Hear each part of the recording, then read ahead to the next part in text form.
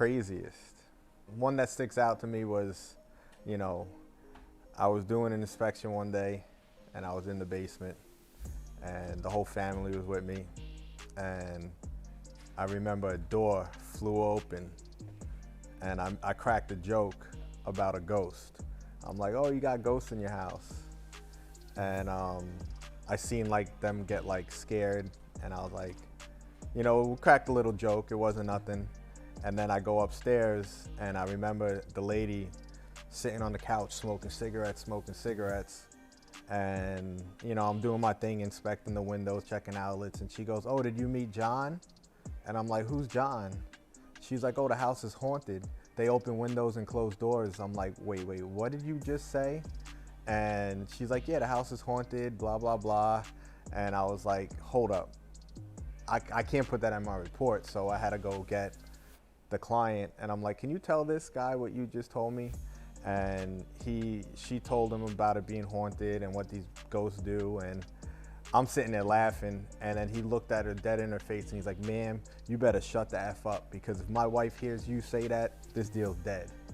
And it always stuck out in my mind. And then I went home and I looked it up and I seen that the house was on fire and it was like people that died in the house. So like it was some crazy stuff.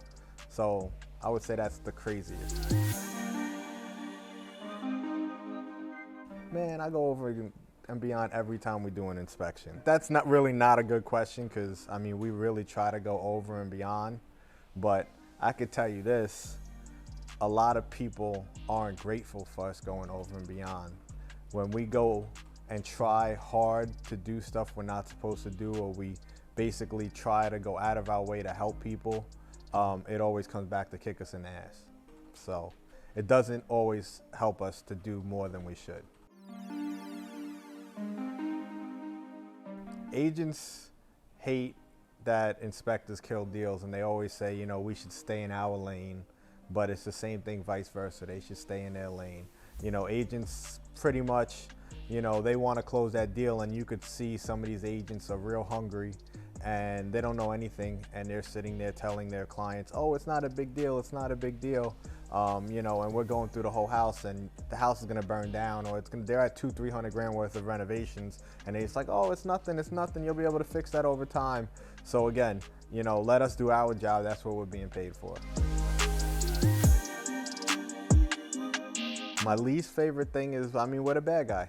You know, we come in there, our job is to tell you what's wrong. We're not there to tell you what's right. Like, I'm not there to go through and say, oh, the house is painted nice, you know, it's got good windows. I'm there to tell you, hey, you know, this is broken, that's broken, this isn't working, you know, your roof is old. So we're the bad guys at the inspection. The people buy the house, and then when something breaks, we're the people that they come to and complain about anyway. So we're always the bad guys. So, I mean, that's, you know, they forget all the good we do. I mean, most common is, you know, gutters not being far enough away from the house, you know, roofs and outlets, you know, pretty easy fixes. You know, those are the common things, you know, double taps and electric panels. They're all pretty common, nothing crazy.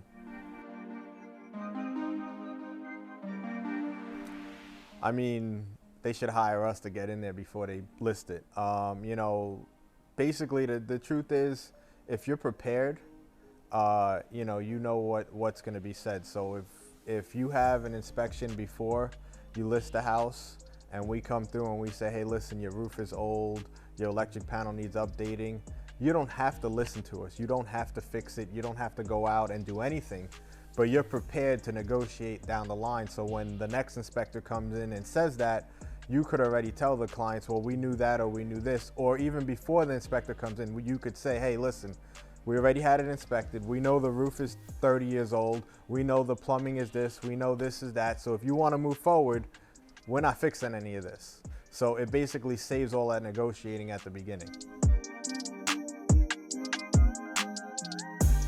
Buyers, you know, buyers should be prepared because, well, how should they prepare? I mean, we're there to tell them what's wrong. So they should be prepared to, you know, listen. Most buyers go deaf, dumb, and blind. You know, they get into this, you know, they see a couple houses, their wife likes it or somebody likes it, and they don't listen, or they're not seeing what we're there to see. So it gets very complicated.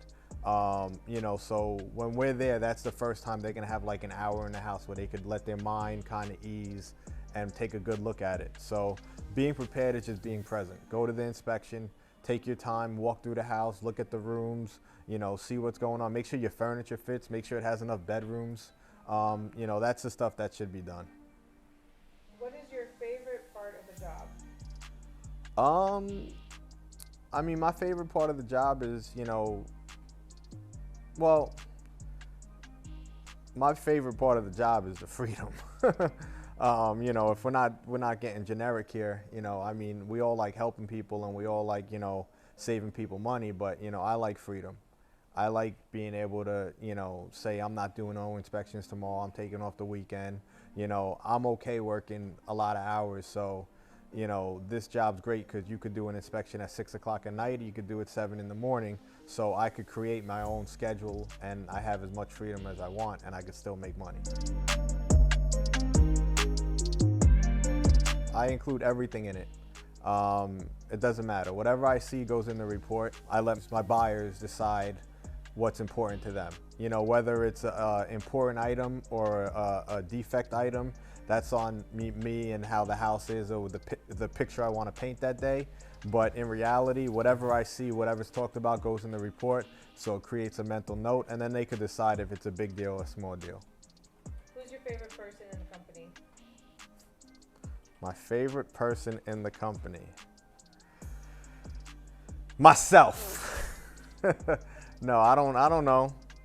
You all drive me crazy, so I equally hate you all the same. How many tattoos do you have? There's no number. I'm fully tatted, so about 50, 60 hours worth, so. What do your tattoos mean? They're all different. I mean, this is my family. This right here, I haven't talked about this in a while, but I got this at like 19 years old, and I got it prematurely. It says, I came, I saw, I conquered. You know, I don't know what I conquered at 19, but it meant something there, and now I like it. Vini Veda Vici. My back is all different symbols and stuff, too complicated to get into on this video.